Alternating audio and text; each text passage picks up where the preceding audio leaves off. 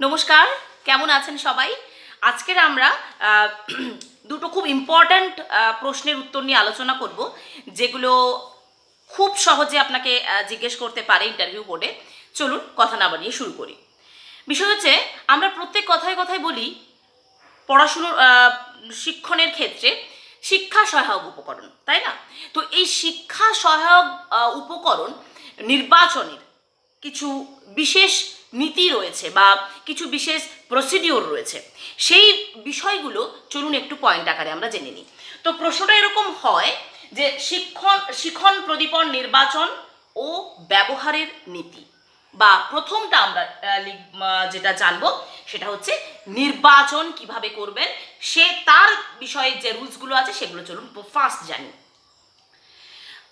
এক নম্বরে যদি বলতে হয় সেটা বলবো আমি যে শিক্ষণ প্রদীপনগুলি অবশ্যই শিক্ষার্থীদের বয়স, অর্থাৎ তাদের যে মানসিক স্তর, তাদের যে গ্রেড, এই অনুযায়ী নির্বাচন করতে হবে। অর্থাৎ তাদের যেরকম শিক্ষার্থী সেরকমভাবে তাদের মানসিক স্তর, তাদের শারীরিক, তাদের বৌদ্ধিক এই স্তর অনুযায়ী নির্বাচন করতে হবে, ঠিক আছে?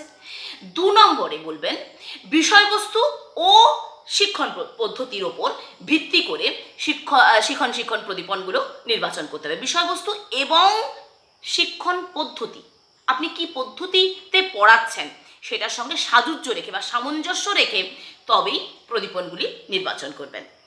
3 নম্বরে বলতে গেলে বলবেন যে শিক্ষাগত মানের ওপর ভিত্তি করে শিক্ষণ প্রদীপন নির্বাচন করতে হবে, যার দ্বারা শিক্ষার্থীদের মধ্যে প্রেরণার সঞ্চার হয়।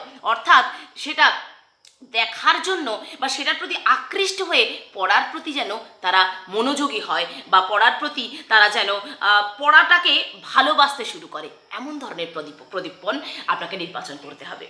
4 নম্বরে বলবেন এমন প্রদীপন নির্বাচন করতে হবে যার গঠন সহজ সরল, খুব বিশ্রী একটা মানে বিশ্রী বলবো না, ঠিক বলবো যে খুব কঠিন কিছু প্রদীপন নিয়ে গেলাম, প্রদীপন নির্বাচন করলাম, যেটা শিক্ষার্থীরা ঠিক বুঝতে পারলো না, সেই ধরনের প্রদীপন নয়। শিক্ষার্থীদের শিক্ষণে উপযুক্ত হবে এরকম সহজ সরল প্রদীপন কিন্তু ব্যবহার করতে হবে। 5 নম্বরে বলবেন যে শিক্ষার উদ্দেশ্যকে সঠিকভাবে বাস্তবায়িত করতে পারে এমন শিক্ষণ প্রদীপন নির্বাচন করতে হবে, ঠিক আছে? মানে আপনার যে শিক্ষার যে লক্ষ্য, মানে শিক্ষার তো একটা উদ্দেশ্য, একটা নির্দিষ্ট কি লক্ষ্য, বাচ্চার 360 ডিগ্রি হলিস্টিক ডেভেলপমেন্ট করাই কিন্তু এখনকার শিক্ষা পদ্ধতির বা শিক্ষা ব্যবস্থার মূল লক্ষ্য। তো সেই বিষয়টাকে যাতে ছুঁতে পারে এমন ধরনের প্রদীপন নির্বাচন করতে হবে। এবার চলুন, এটা কিছু ব্যবহারের কিছু নীতি রয়েছে, ব্যবহারের কিছু বিষয়বস্তু রয়েছে, সেগুলো চলুন জেনে নিই। 1 নম্বরে যদি বলেন যে শিক্ষক মহাশয় সর্বদাই শিক্ষণ প্রদীপনগুলির প্রকৃত উপস্থাপনার আগে সেগুলির সঠিক ব্যবহার সম্পর্কে ধারণা লাভ করবে বা অবগত হবে। মানে একটা প্রদীপন আমি নিয়ে গেলাম কিন্তু সেটার সঠিক ব্যবহারটা আমি জানি না, সেটা কিন্তু ঠিক না। অর্থাৎ ব্যবহারের নীতির ক্ষেত্রে এটা বলতে হবে যে ব্যবহার কিভাবে করবেন। যদি আপনাকে এটাও প্রশ্ন করে যে ব্যবহারটা কিভাবে করবেন, অবশ্যই এই উত্তরটাই হবে যে সেটা ব্যবহারের আগে সঠিকভাবে আপনি জানবেন যে সেটা কিভাবে ব্যবহার করলে বা স্টুডেন্টদের কাছে বা শিক্ষার্থীদের কাছে সেই প্রদীপনটা আরও নতুন মাত্রায় সেটা তারা দেখবে, আরও নতুনভাবে দেখবে। সেটা যারা দেখছে সেটা তো দেখলো, আপনি নতুন করে তাদের মধ্যে জ্ঞানের সঞ্চার করবেন, ওটা দেখিয়ে আরও নতুন কিছু যেটা দেখছে না অথচ আপনি দিতে চাইছেন সেটাও বোঝাতে পারবেন, এই ধারণা নিয়ে প্রদীপনটা ব্যবহার করতে হবে।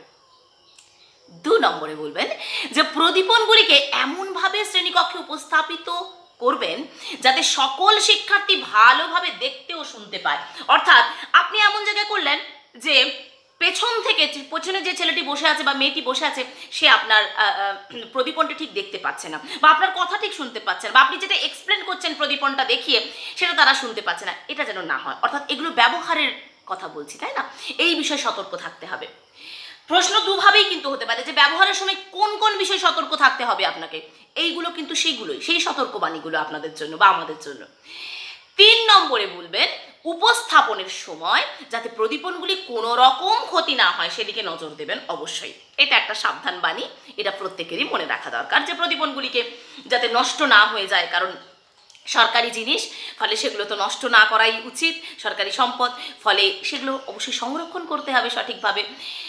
এবার নেক্সট যে প্রশ্নটা আপনাদেরই রিকোয়েস্টেড সেটা হচ্ছে মূল্যায়ন ও অ্যাসেসমেন্টের মধ্যে একটা সঠিক একটা মাত্রা দিয়ে একটা পার্থক্য আপনারা জেনে রাখুন।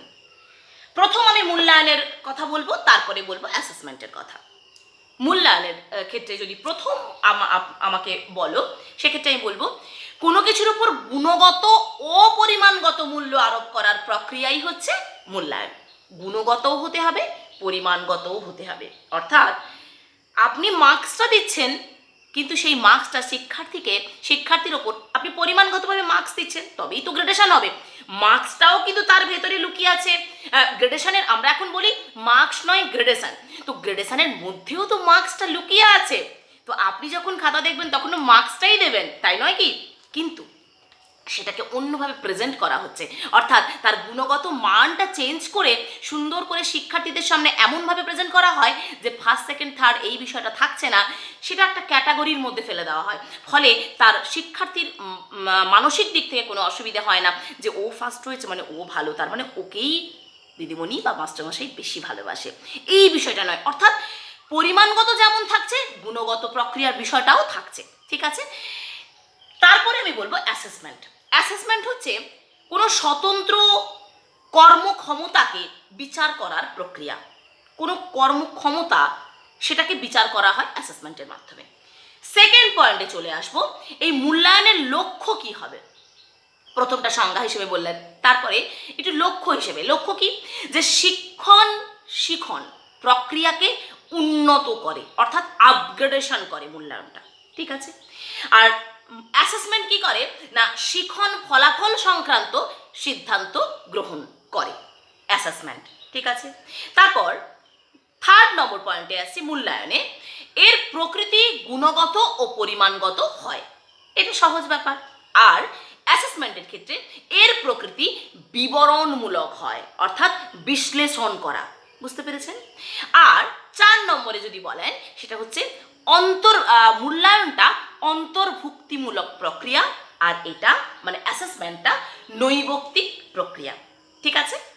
আশা করছি এই রকম প্রশ্নোত্তর বেশ কিছু ক্লাসে নিয়ে আসবো। তবে হ্যাঁ, এই প্রশ্নগুলো অত্যন্ত জরুরি। এই প্রশ্নগুলোকেই আপনি কালচার করে না গেলে এইগুলোকেই ঘুরিয়ে ফিরিয়ে এমনভাবে আপনাকে জিজ্ঞেস করবে, আপনি হয়তো সেই সময় গিয়ে আটকে যেতে পারেন।